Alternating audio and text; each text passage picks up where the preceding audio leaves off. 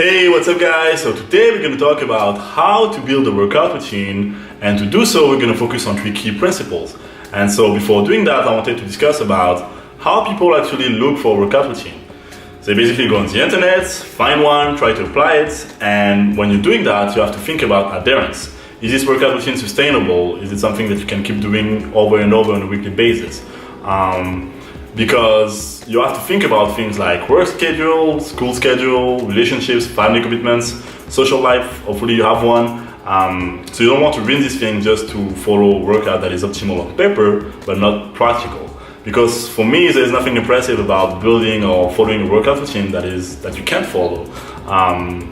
So for me, this is the foundation of your workout routine, and it comes actually before the 3 principles that we're gonna deep into.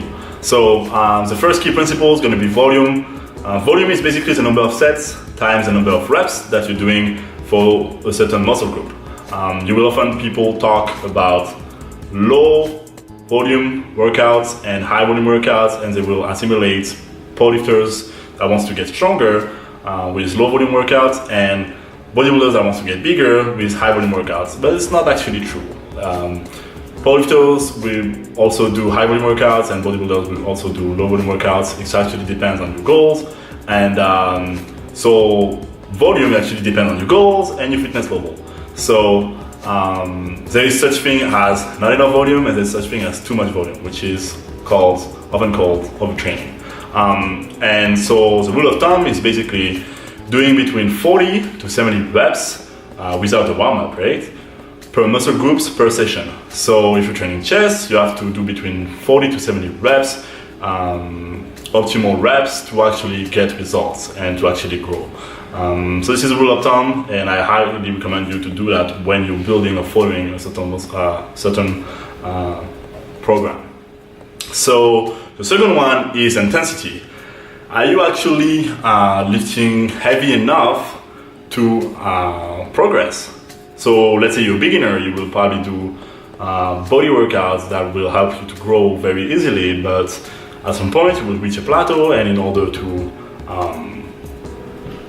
actually progress, you will either have to increase the intensity or you will have to increase the volume, and at some point you can't actually increase too much the volume, so you will have to increase the intensity.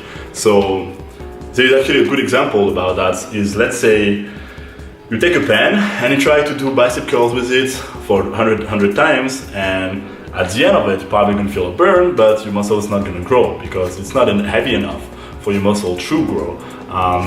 And so when you're thinking about your programming, you want to make sure that you're doing a workout that you are lifting heavy enough in order to keep progressing. And so how do you know when you're lifting heavy enough? So it actually depends on your 1 rep max. You've probably heard this term before. 1 rep max is basically a movement that you can do for 1 repetition with a weight that is your 1 rep max, basically. Let's say you're doing bench press and your 1 rep max is 225. You're doing one proper form, proper technique. This is your 1 rep max. And then from there, you can do your programming based on this 1 rep max, and you will. Most programs are based on 60 to 90% of this 1 rep max, and then from there you will be able to do this programming based on this number.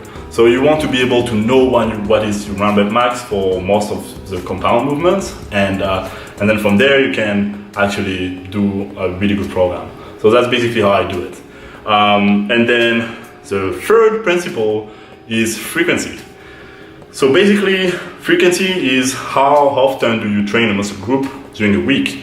So a lot of people, and I used to do that too, simply do 1 muscle group once a week. I used to do that when I was starting because I thought that was the best way to do it. I would do like chest one day, I would do back another day, and it's actually not the best way to get results. If you're natural lifters, a lifter, you want to be able to actually train a muscle group multiple times a week, and you're able to do that at least 2 to 3 times a week. But you have to make sure that you're resting 48 hours between each session, because you want your muscle to recover, because that's when growth happens. It's when you're actually recovering. So the rule of thumb is actually following the same principle as the rep range. So it's basically 40 to 70 reps per session per muscle group. between 2 to 3 times a week. So you can, let's say you want to have big booty, you want to have really big butt, you can train your booty for 2 or 3 times a week, and following the 7 rep range that I mentioned, 40 to 70 reps, and you should get great results. So when you're doing your programming, think about this, and yeah, frequency is actually really important. If you are able to train multiple times a week, you have to think about training each muscle group multiple times a week if you can. So the video is basically done. My goal for the next videos is going to be to actually show you my workout routine and how I actually planned it out. And so each day is going to be explained why I actually chose the load, why I chose a certain volume, why I chose to do the programming that I'm doing. So yeah, guys, thanks so much for watching, and I hope you enjoyed.